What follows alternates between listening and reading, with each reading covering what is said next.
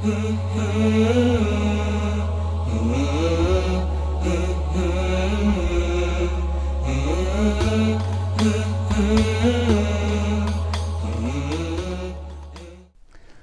لله رب العالمين والصلاة والسلام على سيدنا محمد صلى الله عليه وسلم وعلى آله وأصحابه أجمعين آمين.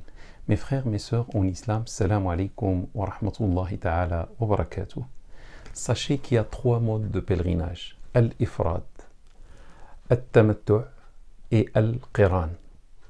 Al-ifrad, on peut le traduire par la singularité.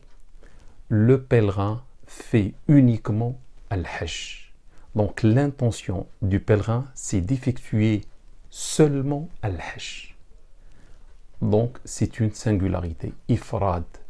Mais dans ce cas-là, le pèlerin doit garder son ihram, ses habits d'ihram, de sacralisation, jusqu'à la fin, jusqu'au jour de l'abattage où il va faire sa désacralisation, où il va faire at-tahallul. At-tahallul, c'est le fait de sortir de l'ihram. Le deuxième mode, c'est al-qiran. Al-qiran, on peut le traduire par la jonction ou bien par la dualité.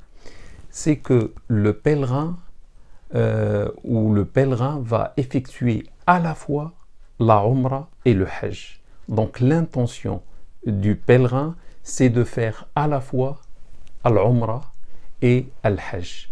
Mais dans ce cas-là, le pèlerin doit garder son ihram jusqu'au jour de l'abattage, jusqu'à la désacralisation. Il ne doit pas abandonner du tout son ihram.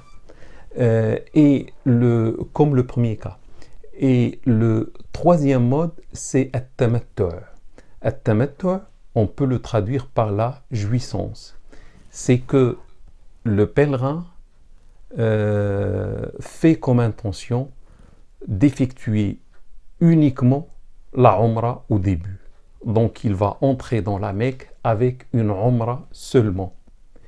Lorsqu'il finit sa umrah, il va faire at-tahallul, c'est-à-dire abandonner son ihram, la désacralisation, en attendant le pèlerinage. Donc pendant pas mal de jours, il va profiter de l'abandon de l'ihram. Il va vivre ordinairement, il va remettre ses habits ordinaires, etc. Et après, au moment du pèlerinage, il va faire une intention pour le pèlerinage seul. Je vous donne un exemple, peut-être pour comprendre les deux. Donc, on a dit le premier, l'ifrad, c'est faire le pèlerinage seul. Al-qiran, c'est faire les deux à la fois, umrah et hajj. Et le troisième, at-tamattu', la jouissance, c'est faire seulement la umrah. Et quand on l'a fini, on quitte l'ihram, on redevient, normal. Et au moment du hajj, on va faire le hajj. L'exemple que je vous donne, on choisit 3 personnes qui font le pèlerinage en même temps, dans le même groupe de voyage. Un va faire l'ifrad, la singularité, le hajj seul. Le deuxième va faire al-qiran, la jonction, hajj et umrah. Et le troisième va faire la jouissance, la umrah seulement, suivi par la suite d'un hajj. Supposons les 3 vont arriver à la Mecque dimanche. Donc les 3 vont faire at-tawaf. Et par la suite, le premier et le deuxième, celui qui va faire la singularité, ou le hajj seul, ou celui qui va faire la umrah et le hajj en même temps, après dimanche, ils doivent garder leur habit d'ihram. Ils sont en ihram, ça veut dire qu'ils ne peuvent pas toucher les femmes, ils ne peuvent pas se parfumer, etc. Ils ne peuvent pas porter des habits ordinaires. Et supposons le hajj va avoir lieu vendredi. Ils sont arrivés dimanche et le hajj va commencer vendredi. Ils finissent le tawaf, etc. dimanche, mais lundi, mardi, mercredi, jeudi, ils doivent garder leur ihram. Ils sont privés de beaucoup de choses. Par contre, le troisième qui a opté pour tamattu', pour la jouissance, dimanche, il va faire sa umrah, il finit la umrah, c'est bon. Il enlève les habits de l'ihram, il porte des habits ordinaires et il a droit à tout comme s'il était chez lui. C'est-à-dire il va profiter de lundi, mardi, mercredi, jeudi sans ihram et vendredi, il porte de nouveau l'ihram et fait l'intention de faire le hajj seul. Je pense que vous avez compris la différence entre les trois modes. Sachez qu'il y a une offrande obligatoire dans le cas de l'qiran ou bien de tamattu'. Dans le cas où il y a une jonction, ça veut dire umrah et hajj, ou dans le cas où il y a une jouissance, umrah seul, ceux qui choisissent ces deux modes doivent offrir un hadi. Al-hadi, qu'on traduit par offrande, ça veut dire un animal. Souvent, c'est un mouton. Celui qui ne peut pas offrir le mouton, pour une raison ou pour une autre, celui-ci doit jeûner 3 jours pendant le pèlerinage et 7 jours après son retour. Donc celui qui ne peut pas offrir al-hadi, qui ne peut pas abattre un mouton sur place, celui-ci observe le jeûne 3 jours pendant le pèlerinage et 7 jours lorsqu'il revient chez lui. Et tout cela, ça veut dire ce hadi, cette offrande, c'est en contrepartie de la jouissance par une umrah avec le hajj. Normalement, on doit faire que le hajj, le premier mode, la singularité. Mais comme on a rajouté dans le cas 2 ou le cas 3 une umrah, c'est une jouissance. En contrepartie, on offre le hadi. Et on a fait la umrah avec le pèlerinage sans faire un deuxième voyage. C'est-à-dire avec un seul voyage vers la Mecque, on a fait 2 rites alors que chacun normalement nécessite un voyage. Donc on a gagné, on a profité d'un voyage. Du coup, l'offrande devient nécessaire. De même, celui qui opte pour al-qiran, la jonction, avec un seul acte, comme celui qui a opté pour la singularité, pour le hajj seul, il va avoir un hajj et une umrah. Il fait un seul acte, comme celui qui fait la singularité, le hajj seul, mais il aura une récompense double, hajj et umrah. C'est pour ça il doit offrir al-hadi. En même temps, celui qui opte pour tamattu', la jouissance, il va abandonner l'ihram, il va retirer les habits de l'ihram et il va s'autoriser toutes les choses interdites lors de l'ihram, comme le parfum, les femmes, les habits ordinaires, etc. En attendant le hajj, comme ce qu'on a expliqué, donc en contrepartie, il verse le sang, ça veut dire il offre un hadi. Sachez, mes frères et mes sœurs, que les malikites et les shafi'ites disent que le mieux est de faire l'ifrad, la singularité. Après, les malikites disent par la suite le mieux c'est al-qiran et à la fin il y a at-tamattu'. Donc les malikites, pour eux, le mieux ou le meilleur c'est ifrad suivi de al-qiran suivi de at-tamattu', la jouissance, c'est-à-dire la singularité, la jonction et à la fin la jouissance. Les shafi'ites, pour eux, la première chose, c'est l'ifrad, suivi de tamattu', suivi de al-qiran. Tamattu', c'est la jouissance, et al-qiran, c'est la jonction à la fin. Les hanafites ont opté pour al-qiran comme meilleur. Donc, pour le meilleur chez les hanafites, c'est al-qiran, la jonction, suivi par al-tamattu', la jouissance, suivi par al-ifrad, la singularité. Et les Hanbalites ont opté pour at-tamattu', la jouissance. Pour eux, le mieux, le meilleur, c'est at-tamattu', la jouissance, suivi par al-ifrad, la singularité, suivi à la fin par al-qiran. Ça, c'est pour l'information. Sachez aussi que l'imam al-Qadi Iyad a rapporté sur un certain nombre de savants que les 3 modes sont égaux côté mérite. Ça veut dire aucun mode ne dépasse l'autre. On peut choisir ce qu'on veut, les trois modes sont égaux. Je trouve que cela est raisonnable, parce que le prophète sallallahu alayhi wa sallam, lors de son pèlerinage, a laissé le choix à ses compagnons entre les trois modes. Il y a celui qui a choisi parmi les compagnons la singularité, le hajj seul. Il y a celui qui a choisi les deux, hajj et umrah, ça veut dire qiran. Il y a celui qui a choisi at-tamattu', ça veut dire la umrah seule.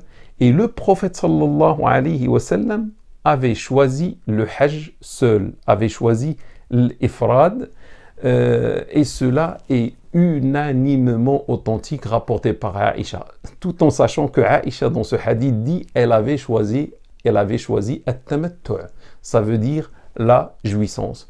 Donc pour moi il est impossible que le prophète sallallahu alayhi wa sallam laisse le choix pour ses compagnons entre des choses inégales. Si on laisse le choix, ça veut dire les trois sont égales, les trois choses sont égales, tu peux choisir ce que tu veux. Et c'est la même chose. Sinon, il aurait dû leur expliquer qu'il y a une différence. À ce moment-là, tout le monde va choisir la même chose. S'il y a une différence, tout le monde va choisir la meilleure chose. Comme c'était l'égalité, chacun a choisi ce qu'il avait voulu. Donc, la personne, mes frères et mes sœurs, peut choisir aujourd'hui ce qu'elle veut. Seulement, si la personne choisit la jouissance ou bien al-qiran, la jonction, elle doit verser du sang, ça veut dire elle doit offrir un hadi, une offrande, un animal, un mouton. Et si la personne choisit le pèlerinage seul, à ce moment-là, il lui est agréable d'offrir un hadi, mais sans que ça soit nécessaire. C'est seulement agréable.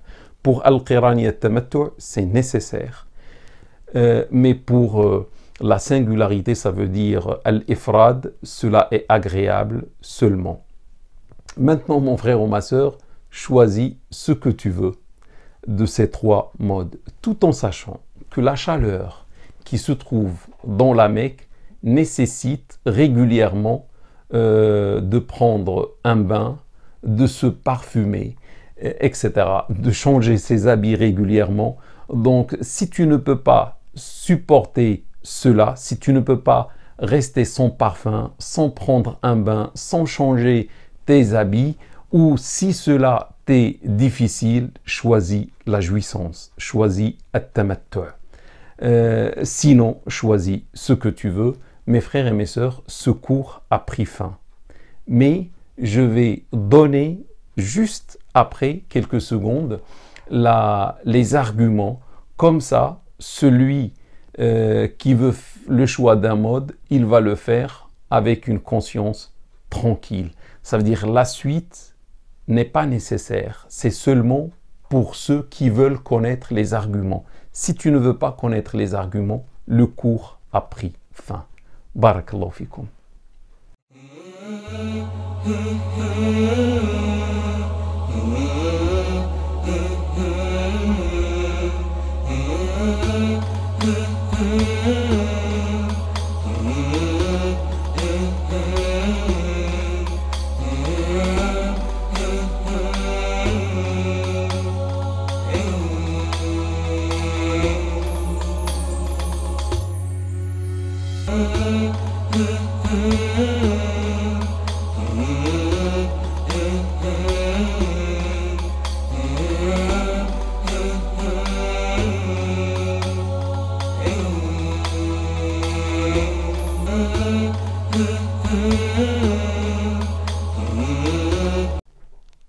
Alhamdulillahi Rabbil Alamin, wa salatu wa salam ala Sayyidina Muhammadin sallallahu alayhi wa sallam wa ala alihi wa ashabihi ajma'in. Amin. J'étais en train de parler des trois modes. Sachez qu'il y a eu une grande divergence à propos de ces trois modes. Ça veut dire quel est le meilleur des trois. Il y avait une grande divergence d'abord entre les compagnons et après entre les écoles. Et sachez que chaque mode, il y a une école ou deux qui l'ont choisi et il y a des compagnons qui ont adhéré à ce mode. Cette divergence est la conséquence directe de la divergence des hadiths qui nous ont rapporté la méthode du pèlerinage du prophète sallallahu alayhi wa sallam. Sachez que 18 compagnons, que Dieu soit satisfait d'eux, nous ont rapporté Al-Qiran, c'est-à-dire la jonction, Hajj et Umrah. Le prophète sallallahu alayhi wa sallam, pour eux, a fait les deux. 6 compagnons, que Dieu soit satisfait d'eux, nous ont rapporté At-Tamattu', la jouissance. C'est-à-dire le prophète sallallahu alayhi wa sallam avait opté pour la jouissance, Tamattu'. 4 compagnons, que Dieu soit satisfait d'eux, nous ont rapporté Al-Ifrad, la singularité, c'est-à-dire pour eux, le prophète sallallahu alayhi wa sallam a fait uniquement le pèlerinage. Et tous les hadiths sont authentiques. Donc, et si on réfléchit, c'est pas possible que le prophète sallallahu alayhi wa sallam ait fait à la fois les 3. Sûrement, il a fait un mode, mais pas les 3. Pour répondre à cette interrogation, il y a certains savants, certains alims qui ont essayé de concilier les hadiths divergents entre eux. Parmi eux, on trouve l'imam Tabari, l'imam Al-Khattabi, l'imam Al-Qadi Iyad, etc. Ils ont dit que les compagnons qui ont rapporté l'Ifrad, cela c'était par rapport au début du voyage. Ça veut dire, lorsque le prophète sallallahu alayhi wa sallam a commencé son voyage de pèlerinage, l'intention formulée, c'était la singularité, faire un hajj seul. C'est pour ça, ceux qui ont vu cela, ils ont rapporté cela. Par contre, ceux qui ont rapporté Al-Qiran, la jonction hajj et umrah, c'est par rapport à la fin, ça veut dire du voyage, mais avant de commencer le rite, avant de commencer les rites du pèlerinage ou de la Umrah, ça veut dire à proximité de la Mecque ou même à l'intérieur de la Mecque, le prophète sallallahu alayhi wa sallam a rajouté une Umrah à son Hajj. Au début, c'était seulement un Hajj, mais à proximité de la Mecque, le prophète sallallahu alayhi wa sallam a rajouté une Umrah à son Hajj. Ça veut dire maintenant il va faire un hajj et une umrah, ça veut dire c'est la jonction. Et cela est unanimement authentique. Comme le premier cas aussi, c'est unanimement authentique, la singularité. Celui qui a rapporté At-Tamattu' parmi les compagnons, ça veut dire la jouissance, c'est parce que le prophète sallallahu alayhi wa sallam avait demandé cela à ses compagnons. Dans la Mecque, lorsqu'il est arrivé à la Mecque, il a demandé à ses compagnons qui n'avaient pas un hadi avec eux, une offrande avec eux. Certains ont conduit les offrandes, les animaux depuis Médine jusqu'à la Mecque. Certains sont venus sans animaux, et c'était la majorité.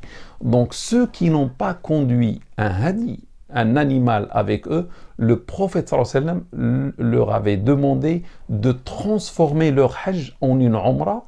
Et dès qu'ils finissent la umrah, qu'ils sortent de l'ihram, qu'ils abandonnent l'ihram et deviennent en état de désacralisation. Par contre, lui, sallallahu alayhi wa sallam, il a gardé son ihram parce qu'il était accompagné par Al-Hadi. Il avait avec lui Al-Hadi qu'il a ramené depuis Médine. Et cela est unanimement authentique. Donc le prophète sallallahu alayhi wa sallam avait demandé à ses compagnons de sortir de leur hajj, de transformer leur hajj en umrah et d'abandonner l'ihram dans le cas où ils n'avaient pas un hadi, une offrande avec eux. Cela est unanimement authentique. D'autres ont dit que les compagnons considéraient Al-Qiran comme un tamattu'. Les compagnons considéraient la jonction hajj et umrah comme une sorte de jouissance, comme ce qu'on a expliqué dans le cours qui a précédé. Et c'est pour ça qu'ils ont rapporté la jouissance, ça veut dire, cela voulait dire la jonction. Maintenant, je passe aux arguments. Ceux qui ont choisi Al-Qiran, comme les Hanafites, comme meilleur, ils ont dit Al-Qiran, la jonction Hajj et Umrah, c'est meilleur parce que c'est ce qu'a fait le prophète sallallahu alayhi wa sallam. 18 compagnons ont rapporté cela. Le plus grand nombre de compagnons a rapporté At-Tamattu', a rapporté Al-Qiran. la jonction. Donc les Hanafites, ils ont dit c'est l'œuvre du prophète sallallahu alayhi wa sallam, donc c'est la meilleure. En plus, ils ont dit c'est un rite dans lequel il y a un hadi, ça veut dire une offrande. Et lorsqu'on fait un rite et on offre, c'est mieux que lorsque on fait un rite sans offrir, ça veut dire l'ifrad, et n'est pas le meilleur pour eux parce qu'il n'y a pas une offrande dedans. L'argument de ceux qui ont choisi la singularité comme meilleure, c'est parce que c'était l'œuvre des califes après le prophète sallallahu alayhi wa sallam. Les califes, lorsqu'ils ont fait d'autres pèlerinages, ont opté pour la singularité, ça veut dire la singularité est meilleure. Entre parenthèses, je réponds à cela. Cela ne signifie pas du tout que la singularité est meilleure parce que les califes l'ont faite. Tout simplement pour moi, ils ont choisi. L'islam propose 3 modes au choix. Ils ont choisi la singularité comme lorsque le prophète sallallahu alayhi wa sallam était en vie, il a laissé le choix. Et les gens ont choisi, chacun a choisi ce qu'il a voulu. Donc là, ils ont fait comme à l'époque du prophète sallallahu alayhi wa sallam et chacun a choisi ce qu'il a voulu, mais cela ne signifie pas que la singularité est meilleure. De même, ils ont dit que lorsqu'on opte pour l'ifrad, le mode singularité, il n'y a pas une offrande à offrir. Ça veut dire ce mode est complet parce qu'on n'offre pas un hadi. On ne verse pas le sang. Donc il est complet. Par contre, les 2 autres modes, la jonction, le qiran ou tamattu', la jouissance, il faut offrir un hadi. Cela signifie que les 2 sont incomplets. Parce qu'on les complète par l'offrande. Donc, l'ifrad, la singularité est meilleure. Moi, je dis, cela n'est pas véridique à 100%.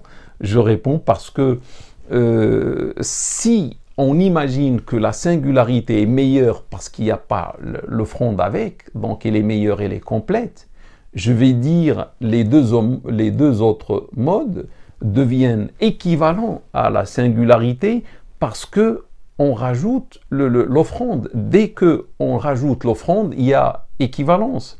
Si on imagine qu'il n'y a pas équivalence au départ, mais celui qui va opter pour al-qiran ou pour tamattu', en offrant al-hadi, il arrive à faire l'égalité avec le premier mode. Donc, je ne trouve pas que l'argument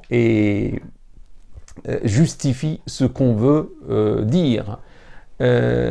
Maintenant, l'argument de ceux qui ont opté pour at-tamattu', pour la jouissance, c'est parce que le prophète sallallahu alayhi wa sallam a demandé à ses amis de le faire. Le prophète sallallahu alayhi wa sallam a demandé à tous ceux qui n'avaient pas une offrande d'opter pour at-tamattu'. Et il leur a dit une phrase importante: لو استقبلت من أمري ما استدبرت ما سقت الهدي ولا جعلتها عمرة. Dans le cas où c'était à refaire, je ne conduirai pas l'offrande et je le transformerai en une umra. Ça veut dire que je transformerai mon pèlerinage en une umra rapportée par l'imam Muslim et l'imam Ahmed. Donc, le prophète sallallahu alayhi wa sallam a formulé un vœu, un souhait, et il ne peut souhaiter que le meilleur. Ça veut dire la jouissance est la meilleure parce qu'il l'a d'abord recommandé à ses amis et il l'a souhaité.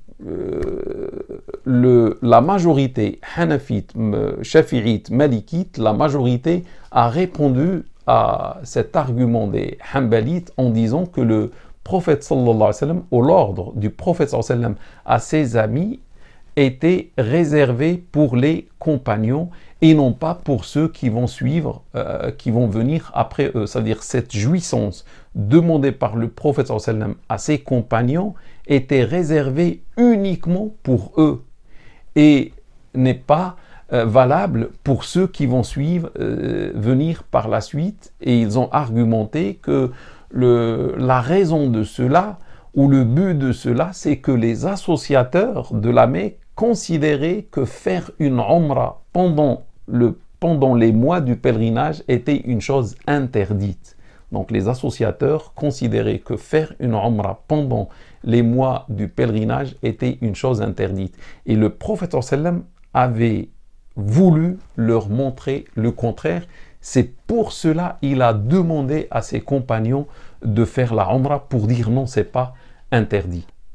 Bien sûr, ils se sont basés, la majorité s'est basée sur un hadith de Abu Dharr dans lequel il dit que la mut'a, la jouissance, était réservée aux compagnons, rapporté par l'imam Muslim. Les Hanbalites ont répondu à cela comme quoi ce qu'a dit Abu Dharr, c'est son avis. Il n'a pas dit que le prophète sallallahu alayhi wa sallam avait dit. C'était son propre avis. Il ne l'a pas élevé. Il ne l'a pas élevé au prophète sallallahu alayhi wa sallam.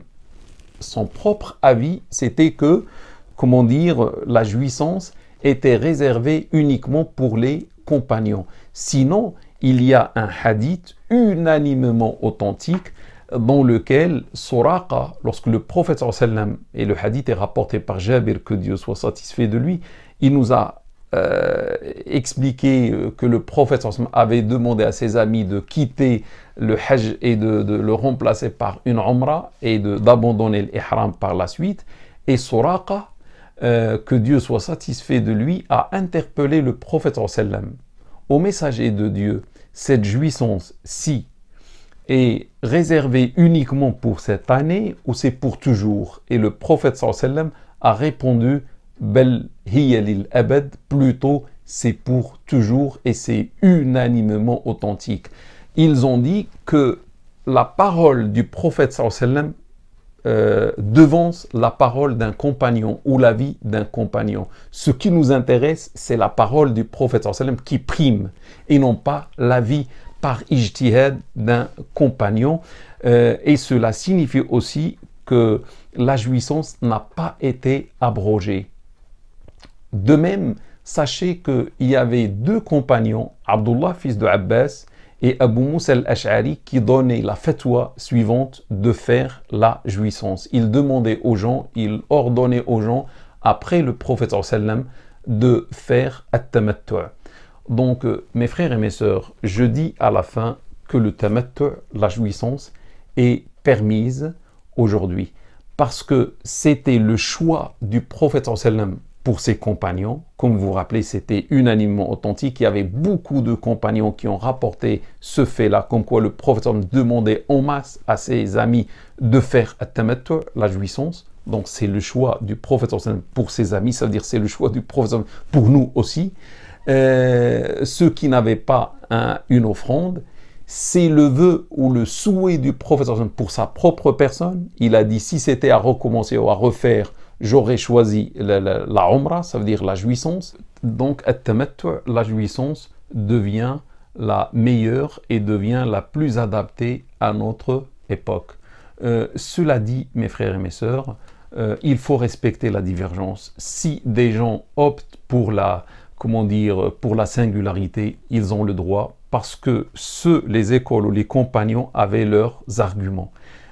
Pour cela, ceux qui vont opter pour Al-Qiran, on les respecte parce qu'ils suivent une école ou des compagnons qui avaient leurs arguments et que chacun respecte le choix de l'autre. Barakallahu fikum, wassalamu alaikum wa rahmatullahi ta'ala wa barakatuh. Mm-hmm.